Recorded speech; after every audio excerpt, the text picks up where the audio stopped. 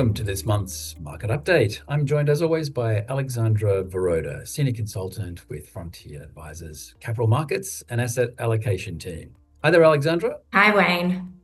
So let's start today's discussion with equities. Globally, a pretty broadly positive month for equities. I guess off the back of some good economic data, no real escalation in trade tension, and some building optimism around AI, but still some complexity at play, isn't there?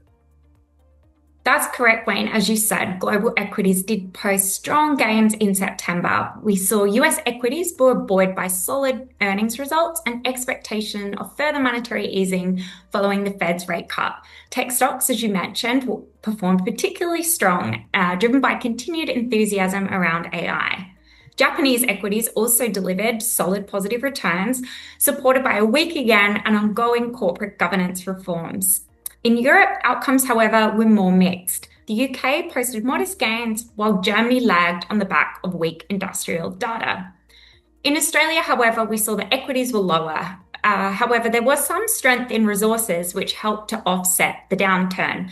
We saw that resources were supported by a renewed sharp rise in gold prices and an increase in other key industrial commodity prices.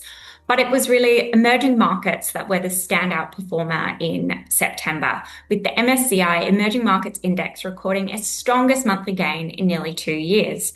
Chinese equities led the rally, supported by its policy settings, strong foreign inflows, and optimism around its domestic tech firms.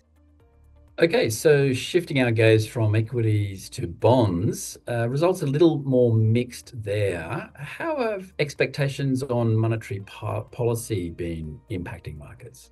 So, bond markets, the outcomes were mixed, and this reflects shifting expectations around monetary policy and fiscal sustainability.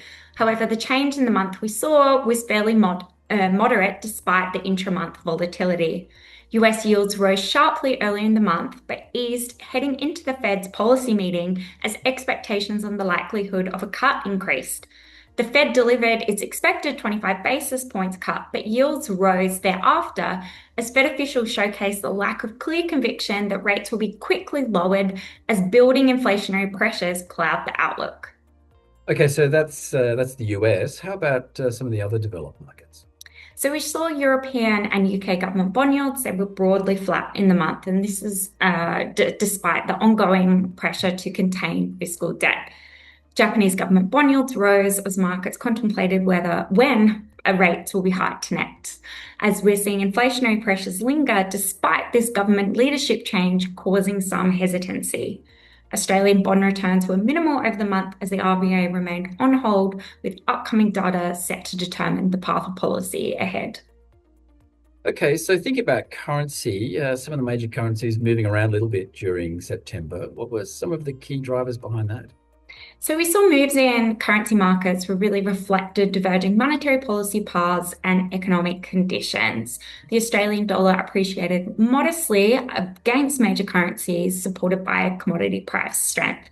The Fed's rate cut and softening US labor market data contributed to the US dollar weakness. The yen remained under pressure amid the political instability.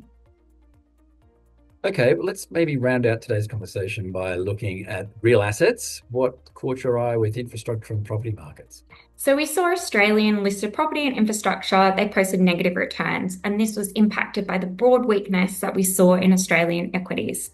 However, global listed infrastructure delivered a positive return, supported by strength in digital infrastructure and power transmission companies. Global listed property also delivered a small positive return. However, concerns around inflation and interest rate uncertainty is still weighing on returns. So quite a bit happening, certainly an interesting month in September, and I'm sure another interesting month ahead. Thanks for that analysis, Alexandra, and thanks for watching this month's Market Update.